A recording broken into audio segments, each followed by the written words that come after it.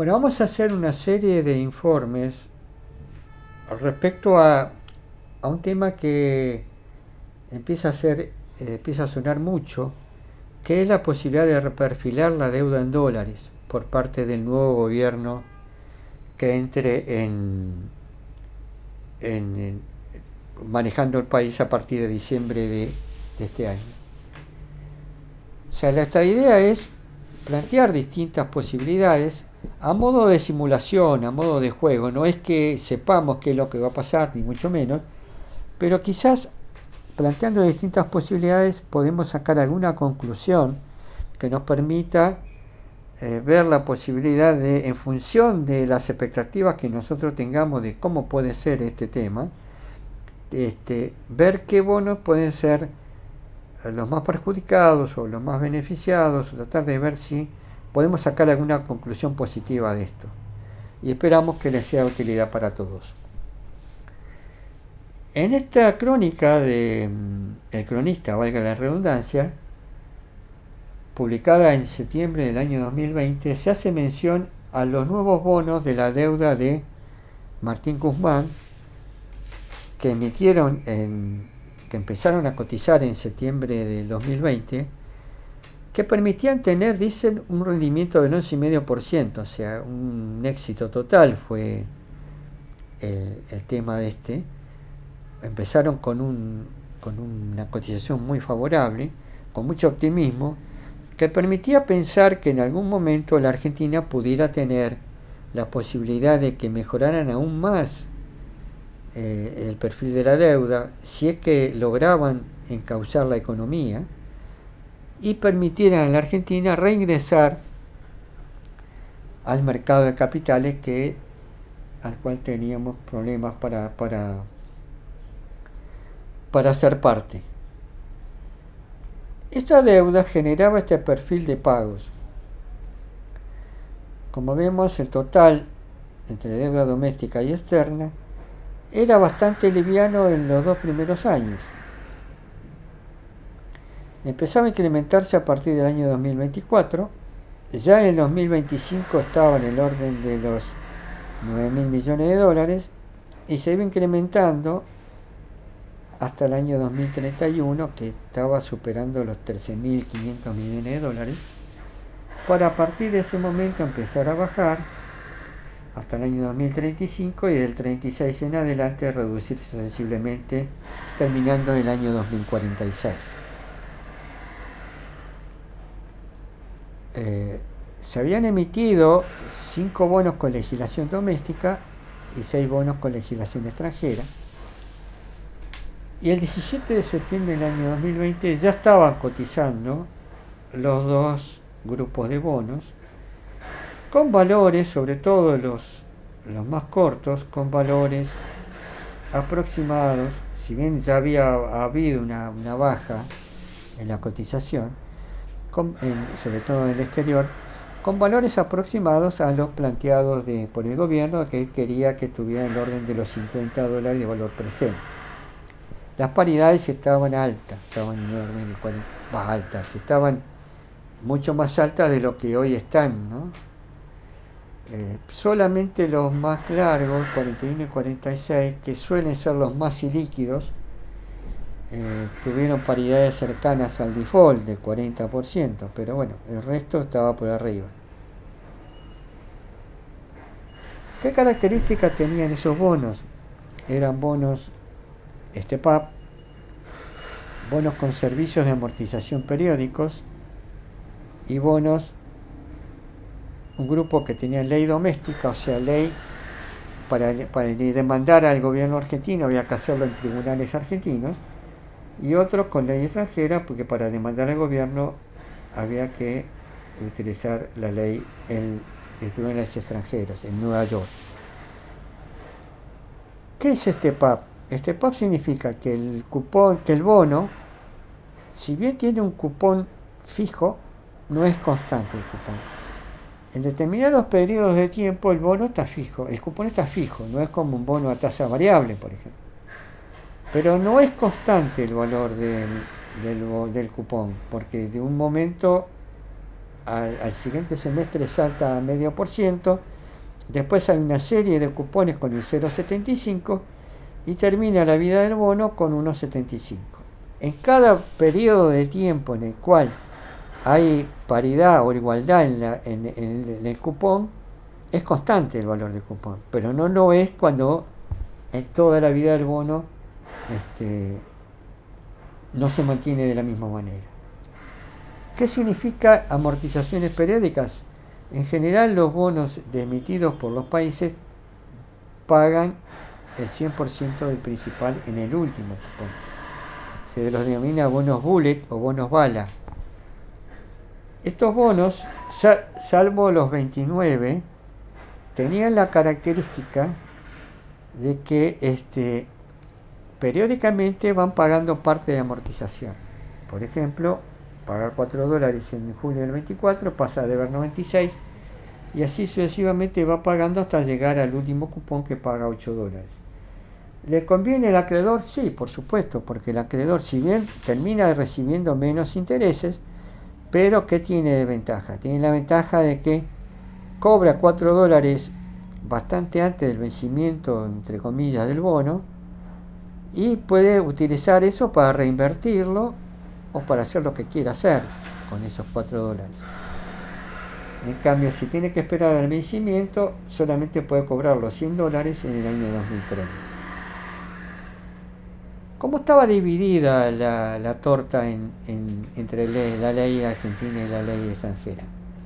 Ley extranjera el 60% y ley argentina el 40%, como está ahora dividida. La ley doméstica el 30 y 35 representan el 74% de la emisión, y en la ley extranjera el 30 y el 35 representan el 57% de la emisión.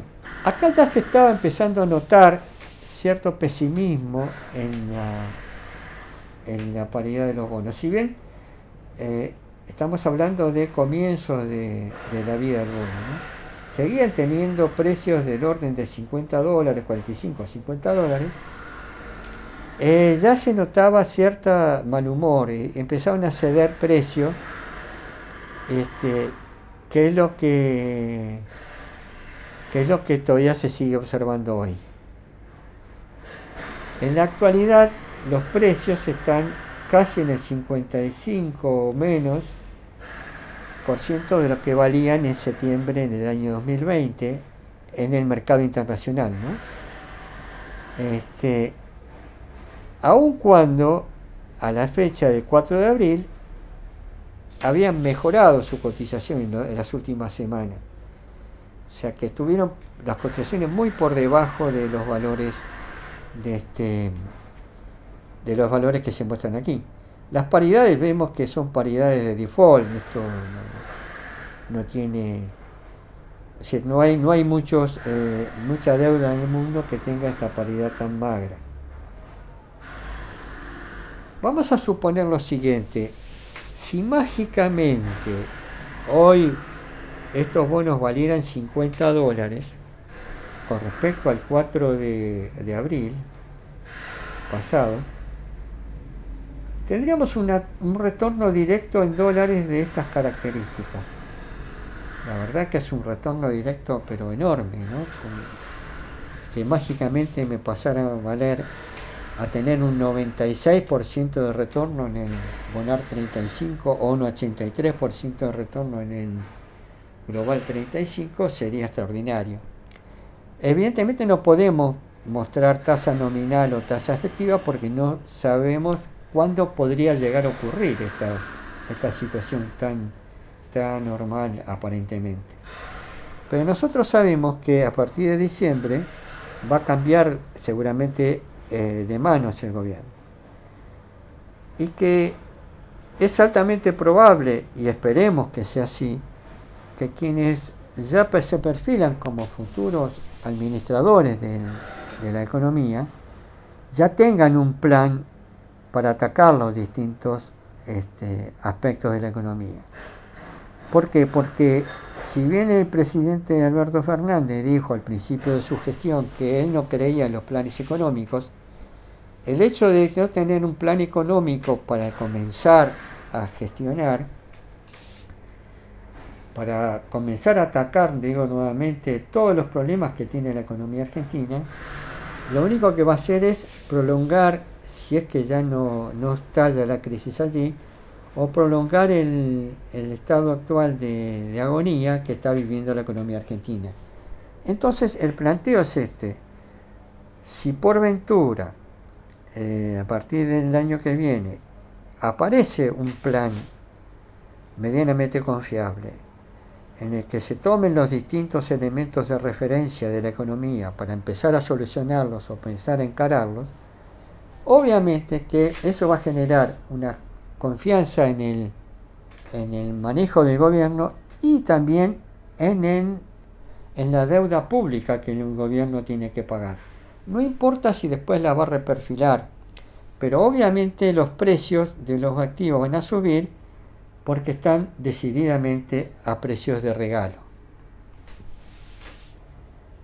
¿Y qué debería pasar con la deuda? Acá tenemos un informe del Ministerio de Economía con respecto a la situación de la deuda argentina a febrero del 23. Como podrán observar, tanto en enero a febrero los datos son provisorios, no son definitivos, por eso tienen un asterisco. Nos dice el Ministerio de Economía que a febrero del 23 el Ministerio debe 394.150 millones de dólares. Esto incluye la deuda en moneda extranjera como la deuda en pesos. Es curioso que todos la mayoría de los informes del Ministerio de Economía están expresados en dólares.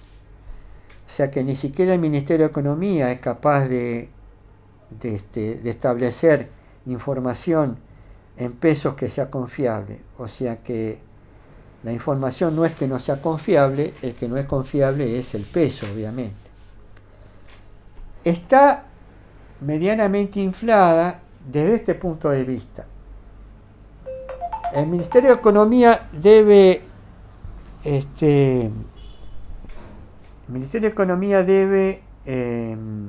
expresar la cotización del dólar en dólar oficial, con lo cual la deuda en pesos está expresada en dólares oficiales. Si nosotros lo expresáramos en contado con liquidación, la deuda en pesos en dólares bajaría sensiblemente y los 394.000 dólares serían bastante menores. Acá tenemos la deuda en dólares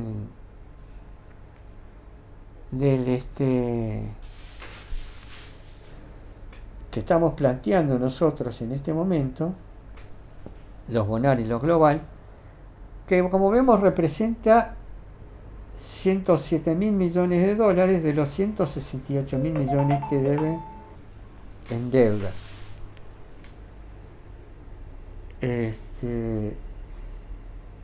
En total de moneda extranjera dice el gobierno que debe 173.000 millones, de los cuales 168.000 es deuda en dólares, el 43% de la misma. Ahora, ¿qué cosas se pueden modificar en el nuevo canje de deuda? Se puede modificar el cupón del bono, se pueden modificar las amortizaciones, se puede modificar los vencimientos, o podemos hacer una quita del principal. Vamos a analizar distintas alternativas. Que se pueda modificar el interés del cupón del bono es difícil, porque los bonos argentinos tienen cupones muy bajos, que es lo que el gobierno argentino logró imponer en el canje este de deuda, y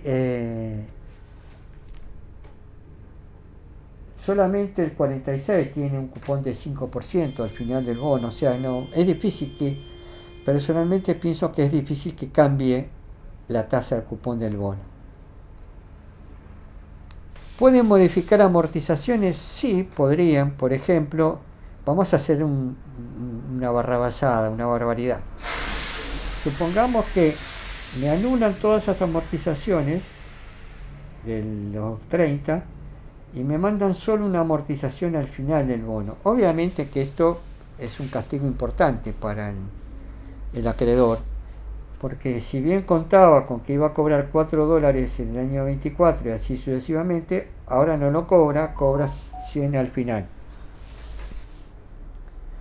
Esto significa que el gobierno se ahorra toda esta etapa de suplicio de pago de amortizaciones y bueno, y le patea todo al que esté vivo en el año 2030. ¿Qué pierde? Bueno, paga más intereses, porque como vemos, los intereses se pagan con el sistema alemán, o sea que van pagando intereses sobre saldo a medida que las amortizaciones van bajando el capital adeudado, van bajando los intereses.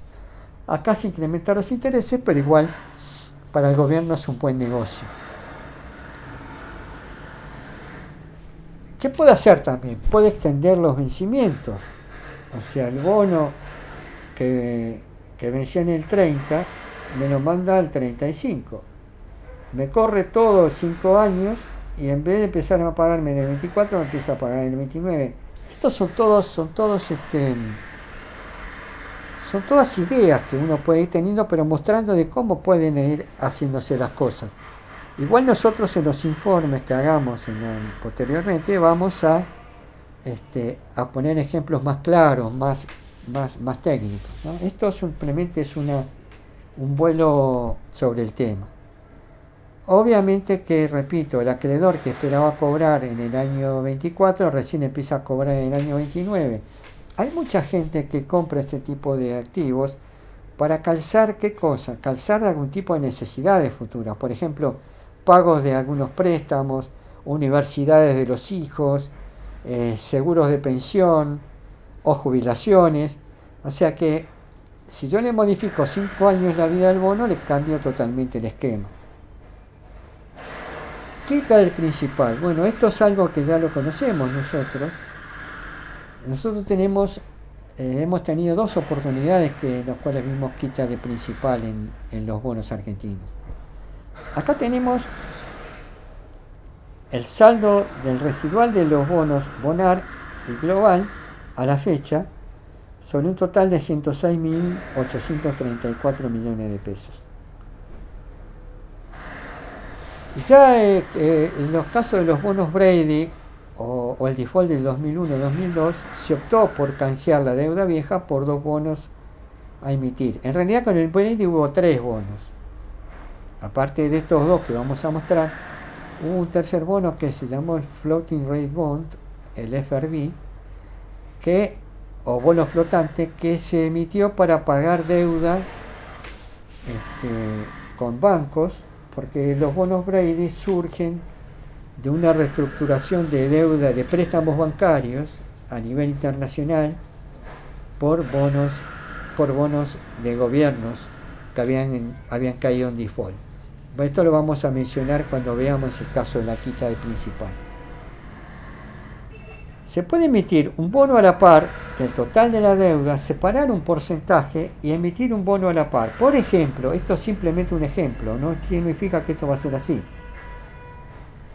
Por ejemplo, del total de la deuda se separa un 10% que se le respeta al principal, pero se le extiende el plazo en forma importante y se le reducen los intereses a pagar. O sea que podríamos llegar a pensar que sobre el 10% de la deuda que tienen con mi bono me entreguen un bono con vencimiento 20 o 25 años posterior y quizás con alguna reducción de intereses. Difícil en los bonos argentinos, pero podría ocurrir. Sobre el otro 90%, si es que simulamos que hay un 10% de quita, se le haga un descuento de capital, o sea, sobre la deuda que tienen conmigo me descuenten un 45% o un 50% de lo que, y me entreguen un bono por ese 45 o 50% de capital, con un vencimiento también estirado y con la posibilidad de que me bajen los cupones, aun cuando el vencimiento del bono con descuento normalmente es menor que el vencimiento del bono a la par y las tasas de interés son suele ser un poquito mejor. Vamos a poner esta posibilidad con estos activos. Supongamos que de los 43.627 millones de dólares, el 10% emiten un bono de 4.363 millones de dólares,